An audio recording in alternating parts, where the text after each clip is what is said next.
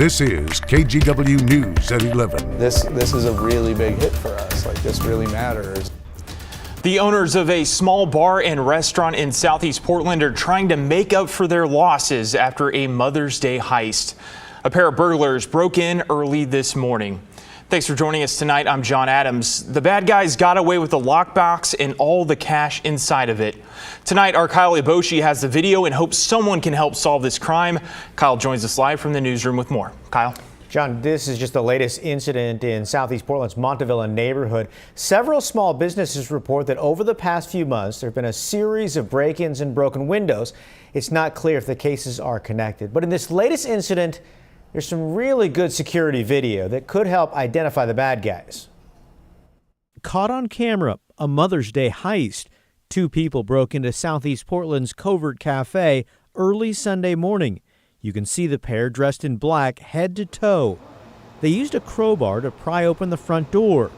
Once inside, the crooks knew right where to go, as if they'd been there before. They knew where the lockbox was, they knew where the cash box was, they knew where everything was, and just pried it off the floor. Co-owner Joe Rogers says the suspects cleaned them out, ripping off a weekend's worth of earnings from the small neighborhood bar and restaurant. I normally wouldn't keep that much money, but they knew that it's Sunday and that you can't go to the bank until Monday, so what's left here is going to be here. The thieves were in and out in roughly 5 minutes, but the video provided some vivid clues, including a close-up look at one of the suspects. We've frozen the video for a better look. This is a really big hit for us. Like, this really matters. As word started to spread about the Mother's Day break-in, longtime friends and customers showed up at Covert Cafe with supplies and support. Want to come out and support them a little bit if we can. In April, KGW reported on a series of break-ins and broken windows in Southeast Portland's Montevilla neighborhood.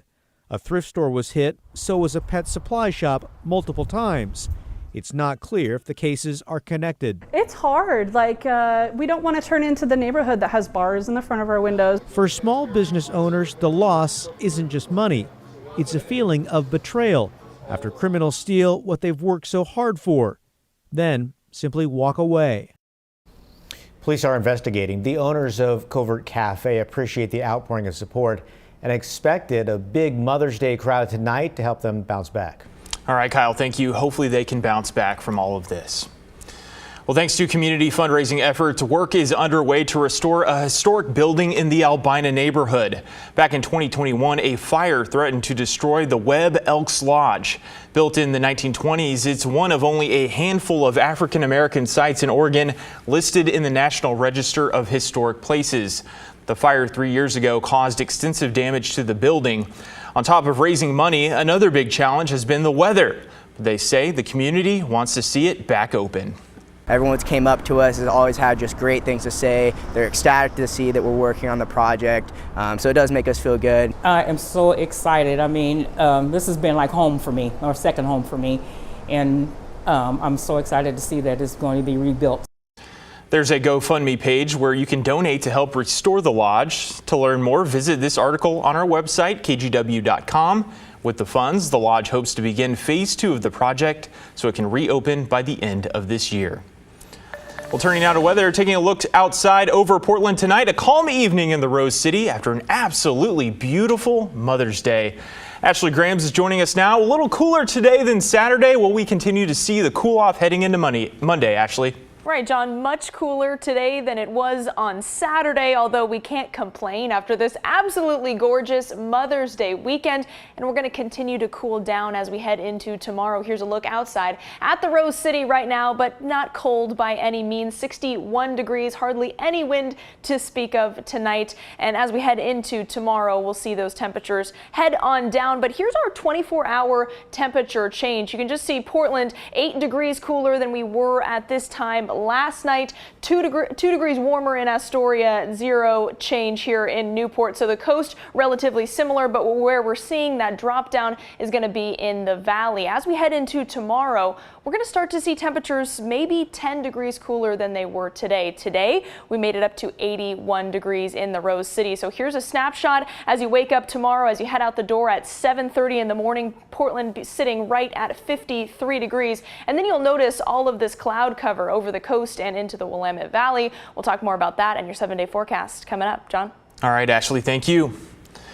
New tonight, the FBI is bringing back its reward offer for information surrounding a homicide that happened 3 years ago to the day. Investigators believe 25-year-old Danae Williams was an innocent victim of an ongoing gang dispute.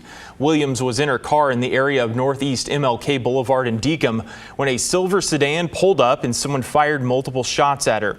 Williams died the next day, and her passenger in the car was critically hurt but survived. There's still no lead on who fired the shots, especially because Williams was not affiliated with any gangs.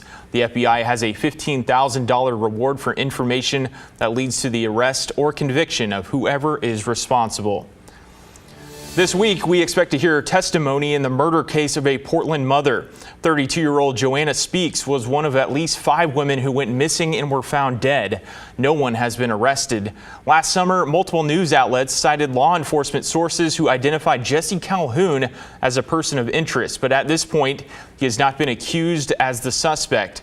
He told KGW last year he was wrongfully accused. He is currently being held at Snake River Correctional Institution in Eastern Oregon on charges unrelated to the woman's death. A search warrant in Clark County earlier this week led to the discovery of illegal drugs, weapons, and money. It follows a 3-month investigation by the sheriff's office. During the search, they seized 60 pounds of meth, a pound of heroin, several weapons, including a stolen AK-47, plus $11,000 in cash.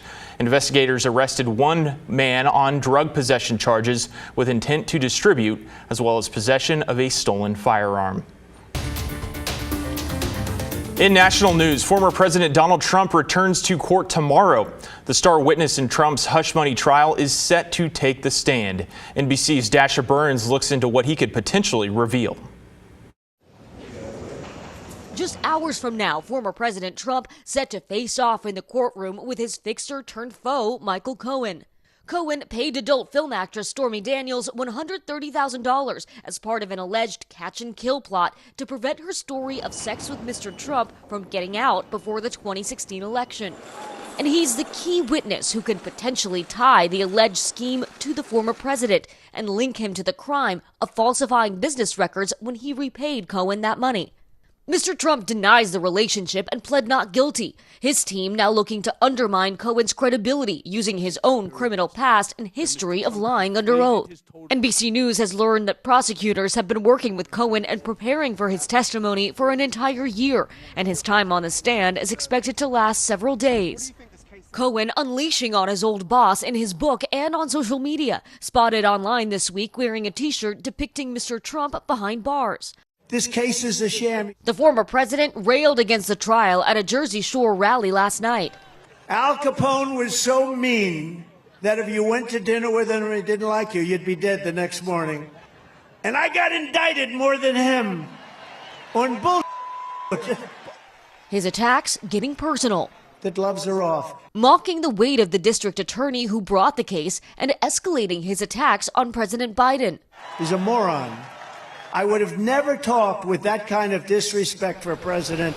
This weekend, Biden and Trump both on the trail, with President Biden slamming Mr. Trump in a closed-door fundraiser, saying he's obsessed with losing in 2020 and calling him clearly unhinged. The prosecution says they could rest their case as soon as the end of this week. The question remaining for the defense is whether they will call the former president to the stand. Still to come tonight.